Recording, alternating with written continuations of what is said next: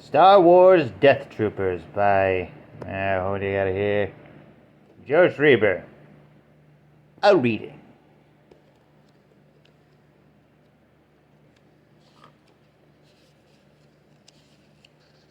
A long time ago in a galaxy far, far away.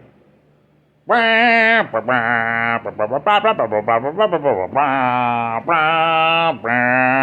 of the book.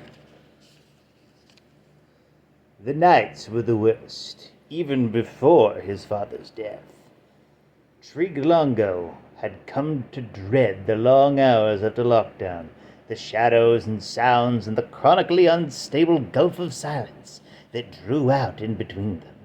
Night after night he lay still on his bunk and stared up at the dripping durasteel ceiling of the cell in search of sleep or some acceptable substitute. For those of you who don't know what durasteel is, I forget too.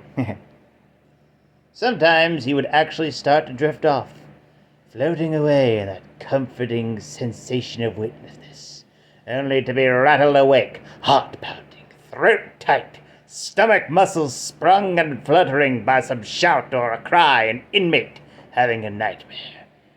There was no shortage of nightmares. Aboard the Imperial prison barge, Purge. Oh yeah, that's also the name of the chapter. Chapter 1, Purge. Sorry, I'll do that next time. Trig didn't know exactly how many prisoners the Purge was currently carrying. He guessed maybe 500, human and otherwise. I find it weird that he puts human and otherwise there. It's a big-ass galaxy. Humans shouldn't be the main thing. Humans and otherwise. Just say like 500 organics, you bigot. You know I know your colors, Trig Longo. On to the book. Trig didn't know exactly how many prisoners the Purge was currently carrying. He guessed maybe 500, human and otherwise, scraped from every corner of the galaxy, just as he and his family had been picked up 8 standard weeks before.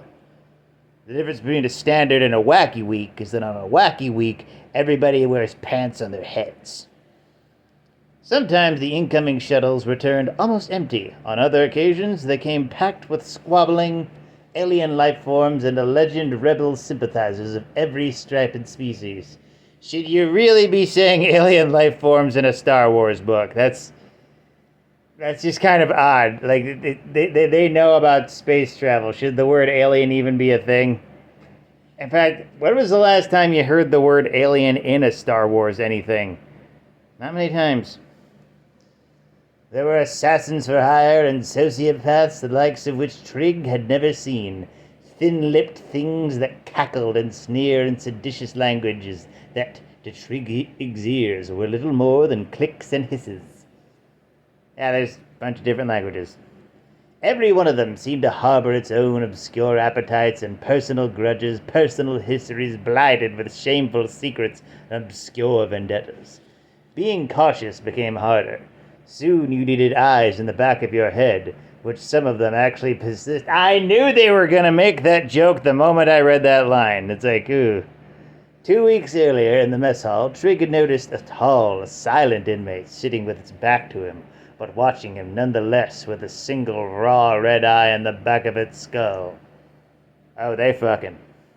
Every day, the red-eyed thing seemed to be sitting a little nearer. Then one day, without explanation, it was gone. Lost your chance, Trig.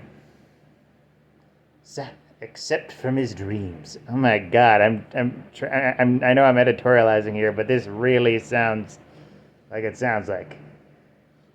Let me repeat the line. Then one day, without explanation, it was gone, except from his dreams. Sighing, Trig levered himself up on his elbows and looked through the bars onto the corridor. Gen Pop had cycled down to minimum power for the night, edging the long gangway in permanent gray twilight. The Rhodians in the cell across from his had gone to sleep or were feigning it. He forced himself to sit there, regulating his breathing, listening to the faint echoes of the convicts' uneasy groans and murmurs. Every so often a mouse droid or low-level maintenance unit one of hundreds occupying the barge would scramble by on some pre-programmed errand or another. And of course, below it all, low and not quite beneath the scope of hearing, was the omnipresent thrum of the barge's turbines gnashing endlessly through space. For as long as they'd been aboard, Trigg still hadn't gotten used to that last sound, the way it shook the purge to its framework, rising up through his legs and rattling his bones and nerves.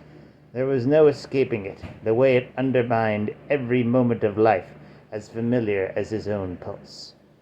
Trigg thought back to sitting in the infirmary just 2 weeks earlier, watching his father draw one last shaky breath, and the silence afterwards as the medical droids disconnected the biomonitors from the old man's ruined body and prepared to haul it away.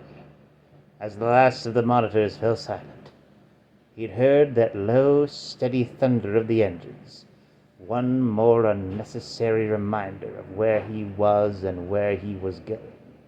He remembered how that noise had made him feel lost and small and inescapably sad. Some special form of artificial gravity that seemed to work directly against his heart. Poetry. He had known then, as he knew now, that it really only meant one thing: the ruthlessly grinding effort of the Empire consolidating his power. "Forget politics," his father had always said. "Just give 'em something they need or I'll eat you alive." And now they'd been eaten alive anyway, despite the fact that they'd never been sympathizers, no more than low-level grifters scooped up on a routine imperial sweep.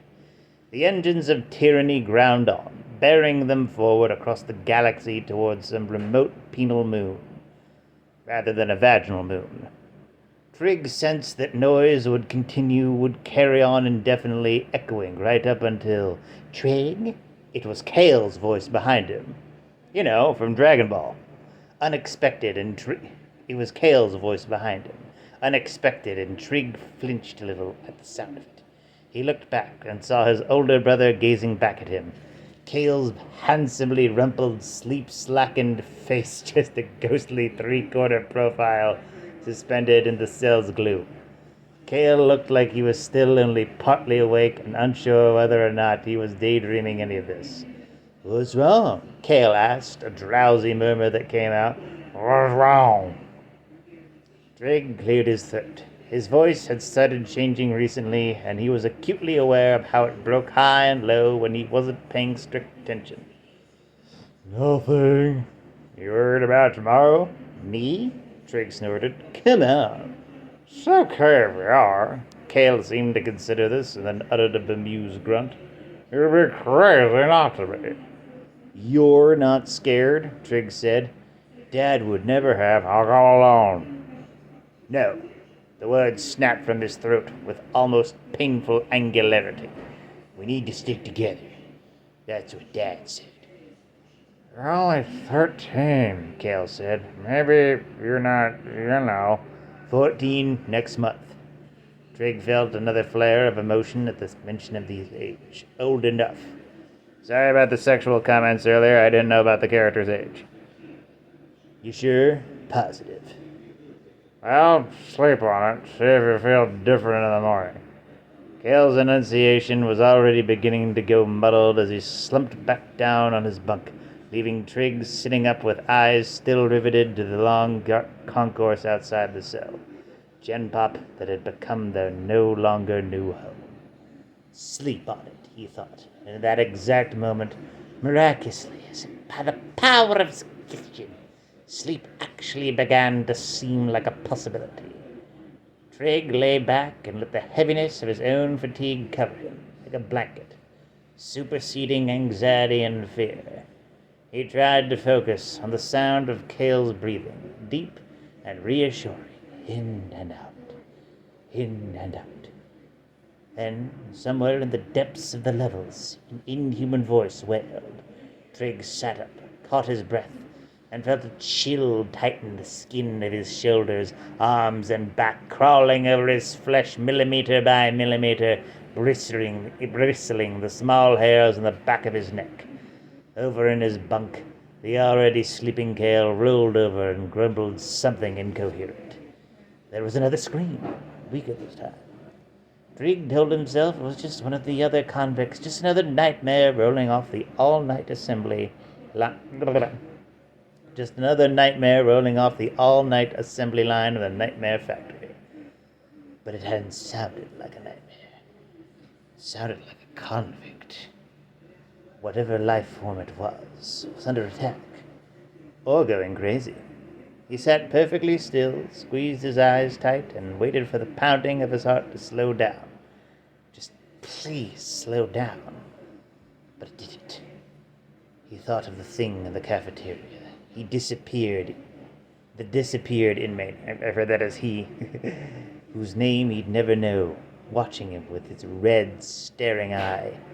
How many other eyes were on him that he never saw? Sleep on it. But he already knew there would be no more sleeping here tonight. End of chapter 1.